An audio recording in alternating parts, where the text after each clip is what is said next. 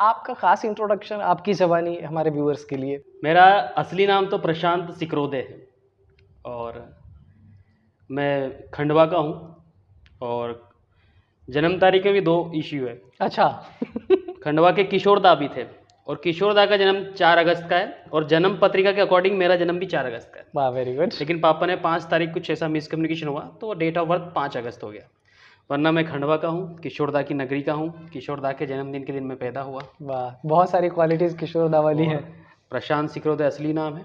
थोड़ा सा स्टार्टिंग में लाइफ में वो कहीं डांस कंपटीशन में या किसी भी कल्चरल इवेंट में इस प्रकार में नाम का इशू ज़्यादा था, लोग प्रोनाउंस करने प्रशांत सिकरोदे ये वो, तो मेरे को रॉकिंग एक नाम चाहिए था डांस की फील्ड में या एक्टिंग की फील्ड में, तो फिर रोनी रोनी करके, जिसको स्टेज नाम बोलते हैं हाँ, बेसिकली। तो मैंने खुद ही अपना नाम सोचा कि अच्छा, ये नाम भी आपने खुद ही मैंने सेलेक्ट खुद ही किया है? क्या बात है। 15-16 साल की उम्र में मैंने फिल्म देखी अमिताभ बच्चन की, याद नहीं आ रही कौन सी फिल्म थी, हाँ। इनकलाब पिक्चर थी, इसमें उसका नाम रॉनी था। उसका डायलॉग था रॉनी हर धड़कन के साथ खतरा पकड़ता है, तो मैंने अपना नाम रॉनी रख लिया। और मैंने स्टेज पे एक दिन गया डांस, पहले मैं डांसर था। अच्छा, ओके। 16 साल तक तो मैं डांसर रहा। क्या बात है। और थिएटर का अंदर चल रहा था, लेकिन एज ए डांसर मुझे लोग खंडवा में पहचानते। तो मैंने एक दिन गया, मैं कहा क्या नाम लिखना है, मेरा फ्रेंड था साथ में हिमांशु, मैं कहा रॉनी लोवंशी लिखो, ओके। और मैं जीत गया और वहाँ से रॉनी लोवंशी फेमस हो गया। जब आप सच में इमोशनल होते हैं, कोई ऐसा सिचुएशन हो जाए अपने पर्सनल लाइफ में, हाँ। लोगों को तब भी लगता है अरे ये तो कैरेक्टर ही प्ले कर रहा होगा। हाँ। तो आपके ज़माने ही मैंने ऐसा सुना है कि कई बार लोग सच में नहीं पहचान पाते हैं क्या है बेसिकली, ये कैसे होता है ये कि हाँ ये। हाँ, वो लोग सीरियसली नहीं लेते कि आप, और वो एक्टर के साथ होता है भी कि आप कोई भी परेशानी में हो, दिक्कत में, क्योंकि आप फन करते हो तो लोगों को यही उम्मीद रहती है यार कुछ मजा हो जाए, चाहे आप घर से आपका मूड ऑफ हो, लेकिन आप जब लोगों से मिलते हो यार रॉनी आया तो कुछ मजे की बात हो जाए, वो भी करना पड़ता है सहन कि हाँ चलो ठीक है, उसको क्या पता बेचारे को। अच्छा, ये थिएटर्स में जो प्ले करने वाले लोग होते हैं, हाँ, मैंने एक खास इंटरव्यू देखा था, उसमें कहीं ऐसा सुना था कि जो रोने का होता है बेसिक, हाँ, बहुत सारे एक्टर्स उसको नहीं कर पाते, तो वो कुछ यूज करते हैं, लाइक आंख वाँख में डाल लेना ताकि वो आंसू दिखा पाए। हाँ, ये ऐसा क्या होता है ये?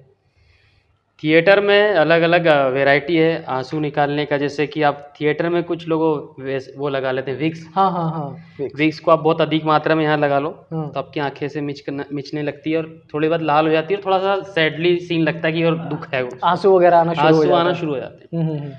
और एक फिल्मों में तो ग्रीसलिन यूज होता है, और बहुत अच्छे एक्टर जो होता है वो पुरानी कोई याद को ताज़ा कर लेता है और उस वक्त वो आंसू निकाल लेता है। लेकिन वो भी बोला था एक्टिंग में वो भी फिर ड्राई हो जाएगा। आप एक ही याद को यार, मान लीजिए कि किसी की माँ नहीं रही इस दुनिया में, और बार बार वही सीन याद करते, मेरी माँ नहीं रही, कितनी बार रोगे आप? कितनी बार फिल्मों में आप, अगर आपने 50 फिल्में करी तो कितनी 50-60 बार 100 बार रो नहीं सकते। अच्छा, तो बेसिकली आप ये कह रहे हैं कि अपना कोई जो लाइफ का खराब मोमेंट होता है, हाँ, उसको याद करते हैं और फिर उस इमोशन में डूब जाते हैं। हाँ, वो भी आप कितनी बार यूज करोगे, हाँ, वो भी एक ड्राई हो जाता है कुछ दिनों बाद, तो उसको भी आप बहुत ज़्यादा यूज़ नहीं कर सकते। एक्टर लोग यूज़ करते हैं, लेकिन मैं मानता हूँ कि वो भी एक टाइम में ड्राई हो जाता है, क्योंकि वो इमोशन आप बार बार नहीं दे सकते, बार बार नहीं कर तो सकते। सबसे अच्छी तरीका होता है मेथड एक्टिंग। हाँ, मेथड एक्टिंग में आप डूब जाओ उसी टाइम, उस वक्त उस इंसान को मान लो, उसके दर्द को अपना दर्द सुनो, समझो, ज़रूर आएगा, रोना भी आता है, सब कुछ आता है और असली लगता है। क्या बात है। तो ये जो आपने मेथड एक्टिंग बताया, इसके बारे में कुछ और ख़ास बताएंगे, क्या होता है? मेथड एक्टिंग बलराज साहनी साहब ने सबसे पहले, रिक्शे वाले का रोल उनको मिला तो उन्हें रिक्शा चलाया 1 महीना बम्बई में। अच्छा। बलराज साहनी साहब लेके आए, उनके पहले भी बहुत बड़े हॉलीवुड में बहुत सारे एक्टर हुए हैं। बलराज साहनी साहब के दिलीप कुमार साहब को बहुत अच्छे से जाना जाता है मेथड एक्टिंग के लिए। मेथड एक्टिंग का मतलब होता है कि यदि आपको कोई रोल दिया है, मान लो अगर आपको एक सब्जी चलाने वाले या मजदूर का रोल दिया है जी, तो वो पर्टिकुलर एक्टर वो 15-20 दिन या 1 महीना मजदूरों के साथ रहता है। अच्छा। वैसा जीवन जीता है, उनकी गरीबी, उनकी परेशानी, उनकी स्थितियों को समझता है और फिर सेट पे आके वैसा बिहेव करता है। ओके, तो मेरी बहुत ज़्यादा समझ तो नहीं इसके बारे में, लेकिन जितना समझ पाए तो खासियत ये होती है कि आपको जो कैरेक्टर दिया गया आपको उसमें जीना है, और उसके लिए आप बाहर ऑब्जर्व करते हैं और उस समाज में जीते हो, उस दुनिया में, उनकी दुनिया में जी के वापस आते हो, तो अच्छी एक्टिंग होती है। तो आप एक्चुअली समझ गए होते हैं कि वो क्या था, उसका दर्द कैसा था। अब एक किसान का दर्द समझने के लिए आपको किसान के साथ रहना पड़ेगा 1 महीना। तो वो बलराज साहनी साहब करते थे, दिलीप कुमार साहब करते थे, और भी बहुत लोग, इरफान खान, नवाजुद्दीन, सब ये वही प्रोसेस करते हैं, जो मनोज वाजपेयी सर। ओके, तो मुझे अच्छा लगता ठीक है। तो आप ये कैसे सिलेक्ट करते हो कि कौन से पॉइंट पे क्या इमोशन चला जाए कि उस क्राउड को अच्छा लगे, वो क्राउड पकड़ना है अपने को,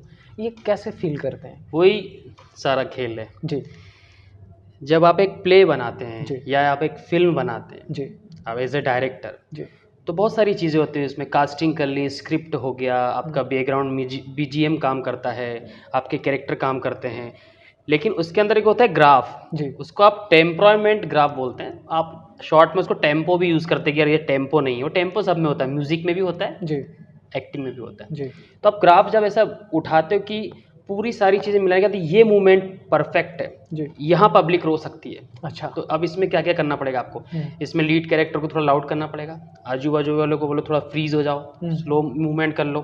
और कहीं ना कहीं थिएटर में हम उस पर्टिकुलर मूवमेंट को उठाते हैं, तो वहाँ थोड़ी देर के लिए सीन पे बहुत ज़्यादा एनालिसिस किया जाता है, उसको ग्राफ बोलते हैं, और तभी वो चीज़ें दिल पे हम बैठ के देखते हैं कि ये दिल को छू पाएगा। ओके। तो ऐसा पूरा एक, तो मतलब बेसिकली ऐसा कि पहले खुद ही फील किया, अगर हमें लगा कि ठीक लग पा रहा है तो अपन अज्यूम करते हैं कि हाँ सामने वाले को, फिर उसमें जान डाला प्रॉपर। मैं अगर डायरेक्टर देख रहा हूँ पूरी, मैं तो रोज ही देख रहा हूँ ड्रामा, लेकिन 8 दिन की प्रैक्टिस में कहीं एक दिन मुझे लग गया, दिल पे लग गया, मैं समझ जाता हूँ कि ये ऑडियंस में रो सकती है। अगर मैं थोड़ा सा दुखी हो सकता हूँ तो ऑडियंस रो सकती है, मैं फिर उतना उनका क्वांटिटी निकाल लेता हूँ कि हाँ इनको कितना फर्क पड़ेगा। Okay okay. अच्छा, मेरे को एक और ख़ास प्ले याद आ रहा है, और लकीली मैं भी था उसमें, और आपसे हमने कुछ सजेशन लिया था, तो आपने बोला था कि जो बेस्ट पॉसिबल है ना ओवर एक्टिंग वो कर।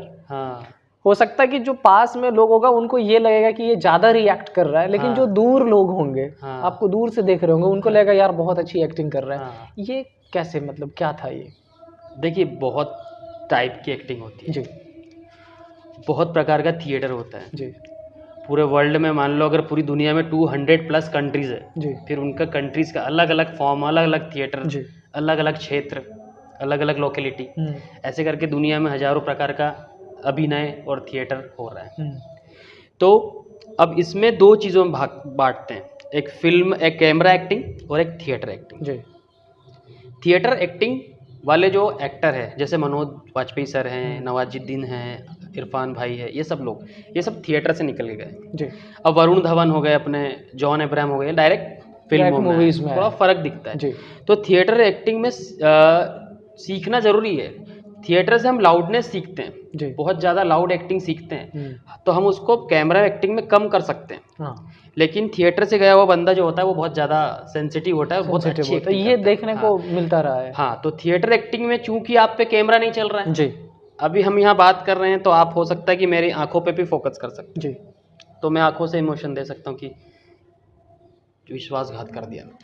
लेकिन थिएटर में आपको इंसान पूरा देख रहा है, हाँ पैरों से लेके सर तक, जी, और आपके पीछे जो 12 लोग खड़े हैं उनको भी देख रहा है। जी, वो स्वतंत्र हो, किसी को भी देख सकता किसी को भी देख है। तो सकता है। सबको फुल टाइम फुल फ्रेम में रहना है और थोड़ा लाउड करना है, ताकि पीछे वाले को भी अच्छे से क्लियर समझ में आए। और जो समझदार ऑडियंस होती है वो समझती है कि हाँ थिएटर है। अच्छा, एक खास क्वेश्चन, बीच में इंटरप्ट कर रहा हूँ, लेकिन जैसे सपोज कर लें कि स्टेज पे एक बार में 10 लोग हैं, कई बार होता है बड़ा अगर शो कर रहे हैं तो 5 एक 10 एक लोग होता है एक बार, और अपने को किसी पर्टिकुलर कैरेक्टर को हाईलाइट करना है, तब क्या सोच रहती है आपकी, क्या ऐसा करते हैं कि वही लाइमलाइट में रहे? हाँ, वो डिपेंड्स करता है कि अगर उस बंदे का महत्व कितना है। अगर उसे हाईलाइट करना है, उसका महत्व है जी, तो हम उसको फॉर्मेशन में थोड़ा सा आगे रखेंगे। उसके लिए आजू बाजू उस प्रकार का माहौल क्रिएट किया जाएगा। जैसे हम लोग अभी भी एक प्ले बना रहे हैं, तो उसमें एक चार्ली चैपलिन वाला सीन है, जी, बहुत सारे लोग बैठे हैं उसमें, कैदी है, बहुत सारे बच्चे हैं, चार्ली भी है, चार्ली के बाजू में एक डॉन बैठा हुआ है, तो कुछ वो हरकत करता है। तो थिएटर में तो 20 बच्चे बैठे हैं, तो ऑडियंस को थोड़ा समझ में आएगा कि वहाँ क्या चल रहा है। तो हमने क्या किया, बाकी बच्चों को फ्रीज कर दिया, बाकी को स्लो कर दिया, और कुछ लोग को हमने ऐसा कि देख ऐसी एक्टिंग करो, देखो वो क्या कर रहा है।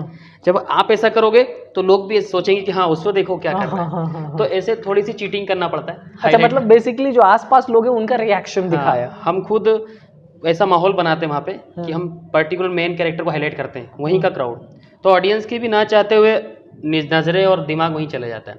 तो ये थोड़ी सी चीटिंग भी होती है उसमें, लेकिन वो अच्छा, मैंने शुरू में बहुत सारे क्वेश्चन से घेर दिया आपको। हाँ, नॉर्मली दिमाग में थी नहीं इतनी चीजें, लेकिन एक क्वेश्चन और आ रहा है। जैसे कॉमेडी करते हैं हाँ और इमोशन वाला यानी कि रोने वाला करते हैं। ऑल्दो कॉमेडी को भी एक इमोशन ही बोल सकते हैं हाँ अपन। सभी। एक जहाँ पे रोने का सीन है, एक जहाँ पे हंसने का सीन है। हाँ तो जब आप स्टेज पे जाते हैं, मैंने कई बार ऐसा देखा है कि एक ही प्ले में एक ही कैरेक्टर को मिनट पहले हंसना होता है, हाँ। मिनट बाद हंसना। रोना होता है। हाँ। ये जो कैरेक्टर का मेक शिफ्ट करना पड़ता है, ये मतलब कैसे, मेरे को ऐसा खासियत मेरे को लगता है कि बड़ा मुश्किल होता होगा। ये आपका वेल ट्रेंड होना बहुत ज़रूरी है। ओके। आपने जो अपने 1 मई पे एक ड्रामा किया था अपने स्कूल में, जी। मम्मी जी, हाँ हाँ हाँ उसमें हमने संस्था दिखाई थी कि संस्था हमारी माँ के समान माँ है। के समान है। तो उसमें आपने देखा हो कि एक मेरा रिश्तेदार मर जाता है और मैं रो रहा होता हूँ हाँ, बहुत हाँ। फूट फूट के, हाँ। और सब ऑडियंस ताली बजा रही थी, और 1 सेकंड में जैसे ही बॉस आके मेरी हेल्प करते और मैं सीन में चेंज हो जाता हूँ और एकदम नरेटर बन जाता हूँ, हाँ ये तो देखते हैं आगे सीन में क्या होता है। हाँ। तो देखिए लोगों ने 2 सेकंड में शिफ्टिंग हो गई। आप वेल ट्रेंड हो, मतलब अगर आप बहुत अच्छे ट्रेंड एक्टर हो तो ये कर सकते हैं। और मैं क्राउड में था, हाँ आप स्टेज पे चेंज कर रहे हैं कैरेक्टर, हम क्राउड में चेंज हो रहे हैं हाँ। आपको देख के, रो रहे हो तो इमोशंस डीप जा रहा है। हाँ, वो एक समय के बाद हम लोग खेलने लगते हैं ऑडियंस के साथ। अच्छा। मुझे पता है कि मैं बहुत ज़्यादा इमोशनल हूँ, हाँ। और मैं एकदम से चेंज होऊंगा ना तो लोग इसको भी इंजॉय करेंगे। ओके। उतने 2 नैनो सेकंड का जो शिफ्टिंग है, मैं वो भी लोगों को दिखाना चाहता हूँ। इसलिए आप वही देख पाते हो जो मैं दिखाना चाहता हूँ। तो मैं चाहता हूँ कि हो सकता है ये 2 सेकंड में जो शिफ्ट किया लोग इसको भी इंजॉय करेंगे, देखो रोनी ने कितना सही चेंज किया यार, तो ये भी मैं दिखाना चाह रहा था, इसलिए आप देख पाए। अच्छा, एग्जैक्टली। हाँ, वो भी एक मतलब वो पार्ट है, पार्ट वो उस होता है। एक्टिंग का पार्ट कभी है। जब भी देखो बहुत टाइप के एक्टर होते हैं। हाँ। एक दुनिया में ऐसा एक्टर था कि देखो मैं कितनी अच्छी एक्टिंग करता हूँ, ये भी दिखाते लोग स्टेज से, वो करके दिखा रहे होते कि मैं ये करता हूँ। ऑडियंस को मैं विश्वास दिलाऊं कि देखो मैं कितना अच्छा एक्टर हूँ। हाँ। तो उसकी एक्टिंग के साथ साथ वो भी चलते रहता है, उसका ईगो, अरे वाह। कि देखो मैं कितना अच्छा एक्टर हूँ। हाँ, ऐसा भी होता है। और कोई इतना अच्छा एक्टर होता है कि वो सिर्फ आपको विश्वास, वो ताली नहीं चाहिए, वो आपको विश्वास दिला दे कि मुझे किसान का रोल मिला था, अमीर आदमी का रोल मिला था, मैंने आपके दिलों में वो विश्वास दिला दिया, मैंने कैरेक्टर के साथ न्याय किया, इट्स इनफ। अब ताली बजाओ या ना बजाओ, हम नहीं बजाते कभी अभी, क्योंकि आपको पूरा विश्वास हो जाता है कि ये वही आदमी है। हाँ। तो वो बहुत नेक्स्ट लेवल की परफॉर्मेंस होती है। क्या बात है। तो 16 ईयर्स से पहले जब ये नाम आया रोनी सर, हाँ क्या तब भी ये जो हमारे प्रशांत सिकरोदे थे अपने बचपन में भी वैसे ही थे जैसे आज है? हाँ, एक्टिंग की समझ तो मुझे ऊपर से ही भगवान ने दी है, मुझे समझ दी है, क्योंकि मेरी मम्मी को बहुत शौक था। अच्छा, मेरा नाम प्रशांत भी मॉडर्न नाम है। अच्छा। तब क्योंकि मेरी मम्मी नॉवेल पढ़ती थी। ओके। और जब मैं उनके गर्भ में था, ये बोल सकते हैं, तब भी मम्मी नॉवेल पढ़ती थी, और फिल्में देखने का बहुत शौक है मम्मी को। मैं छोटा था, मैं 2 साल का था, मम्मी मुझे गोद में बैठा के तेरी मेहरबानियाँ मूवी देखने लगी थी, जैकी श्रॉफ की, उसमें कुत्ता रहता है मेन हीरो। अच्छा। मुझे भी हल्की हल्की समझ में आ रही थी, सोचो। और मैं 10 साल की उम्र में जो लोग कार्टून देखते हैं, शक्तिमान देखते हैं, मैं रात को बैठ के, ये रात में देखना, DD1 पे 90s में दूरदर्शन पे रात को ओमपुरी की फिल्में आती थी, आर्ट फिल्में आती थी, अर्ध सत्य वगैरह टाइप की। अच्छा। हम वो देख रहे हैं, मैं, मम्मी बोल रही है तू क्या कर रहा है 10 साल की कार्टून देखने की उम्र में, तो ये फिल्में क्यों देखते रहता है? मुझे ही नहीं समझ में आता कि मैं क्यों देख रहा हूँ। ये ऊपर वाले की देन थी। हाँ, और मुझे ये समझ में आया 12 साल में कि हाँ यार, ये जो जितेंद्र मिथुन चक्रवर्ती, ये तो सिनेमा है, हाँ। लेकिन सिनेमा ये भी है जो रियल है, जो रियल है। और वो आज सारी बातें सोशल मीडिया पे सबको पता चल गई, जो मुझे एनालिसिस होता है, सब लोग जानते हैं। एग्जैक्टली, सब भी जानते हैं उस चीज़ सबको पता है रियल सिनेमा क्या है, पैरेलल सिनेमा क्या है। कमर्शियल सिनेमा चल रहा है, जितेंद्र साहब, मिथुन दादा, धर्मेंद्र चल रहा है इधर, वीरू दादा पिक्चर, डिस्को डांसर, इधर पैरेलल सिनेमा चल रहा है, रियल एक्टिंग, नेचुरल एक्टिंग। अच्छा, तो उसको पैरेलल सिनेमा बोलते हैं। पैरेलल सिनेमा जो चल रहा था साइड में, हाँ। आज वो मेन हो गया। ओके। आज देखो वेब सीरीज में, एग्जैक्टली। अब स्टारडम की कुछ नहीं है, कोई चेहरा नहीं है, आप अगर अच्छे एक्टर हैं तो आप फेमस हो। और कुछ खास नाम, मतलब लास्ट डिकेड में देखें कुछ खास नाम चर्चे में रहा है। हाँ, इसकी वजह सबसे अच्छे एक्टर जैसे इरफान खान साहब। मतलब एक बात मैं अपनी तरफ से ऐड करना चाहूँ कि मुझे एक्टिंग कब लगा कि मुझे एक्टिंग ही बहुत अच्छी चीज़ होती है, मेरे को उसमें करियर बनाना चाहिए, यार एक्टिंग तो ये होती है। जिस दिन मैंने इरफान खान को देखा, इरफान खान को मैंने देखा चंद्रकांता में 90s के दौर में। यस। और मैंने उसी वक्त, मेरी उम्र होगी 12-13 साल, और मैंने उसी वक्त सोच लिया कि ये बहुत बड़ा एक्टर बनेगा, मैं बोल रहा हूँ। और बाद में इरफान खान साहब फिर बड़े पर्दे पे आए, और वहीं से वो मेरी पसंद है। वो मेरा उनका रिलेशन, अगर पर्दे पे, वो मेरे गुरु बोल सकता हूँ, एकलव्य समझ के जो एक्टिंग सीखी, क्या बात है, उनका मेरा रिलेशन 20-30 साल पुराना है। तो इरफान खान साहब से ही मैंने, अनफॉर्चुनेट है अपन की वो नहीं है हमारे साथ। नहीं है वो। और बस वही कभी भी ऐसे सपने में आ जाते थे कि मैं हूँ और वो एक्टिंग स्कूल में आए मेरे पास बैठे हुए हैं और मुझे कुछ सिखा रहे हैं, और उनको देख के ऐसा था पर्दे पे नहीं मेरे सामने एक्टिंग कर रहा है वो बंदा, मुझे ऐसा लगता था। और मैं बहुत सीखा और मेरे को लगा नहीं एक्टिंग इसको बोलते हैं, अपने को इनके जैसी एक्टिंग सीखना है। एक बात बताएं, मेरे नज़रिए से देखो तो हो सकता है आपका नज़रिया डिफरेंट हो। मोस्ट इनसिक्योर फील्ड मेरे को लगता है ये एक्टिंग वाला है, क्योंकि इतना आसान नहीं है, बहुत रश है इसमें। फिर भी आपने चूज़ किया इसको, मतलब एक तो पैशन था आपका कि चलो मेरे को एक्टिंग करनी है, उसके अलावा क्या ऐसा था जिसने आपको टोटली एंडोर्स कर दिया, नहीं अब तो यही करना है, दूसरा कुछ करूँगा ही नहीं? पापा को यही बोला था कि मुझे एक्टिंग पसंद है, क्योंकि मैंने एक ज्वेलरी की शॉप भी डाली, इमिटेशन ज्वेलरी, जो नकली ज्वेलरी होती है वो भी दुकान डाली। एक मार्केट के अंदर दुकान थी, वो ठीक चल रही थी, ठीक चल भी नहीं रही थी, अच्छी भी चल रही थी, और समय देते तो शायद चल भी जाती, बट मुझे अंदर से डिप्रेशन लगता था वहाँ पे, नेगेटिविटी बंधा हुआ सा। मैंने बंद कर दिया, मेरे से नहीं हो पाएगा, पापा को मेरे नहीं हो पाएगा। पापा ने एक ही बात बोली कि तुझे जो भी करना है जिंदगी में कर, बस उससे पैसा आना चाहिए। देखो एक्टिंग से वेरी ट्रू, वेरी ट्रू। पैसा कमाओ, जो करना है करो, क्योंकि बिना उसके भले आप कितना डायलॉग दे लो कि पैसा कुछ नहीं, बहुत कुछ है, जरूरी है, इंपॉर्टेंट है। यस, आपको जो करना है करो, पैसे आना चाहिए, हमें कोई मतलब नहीं।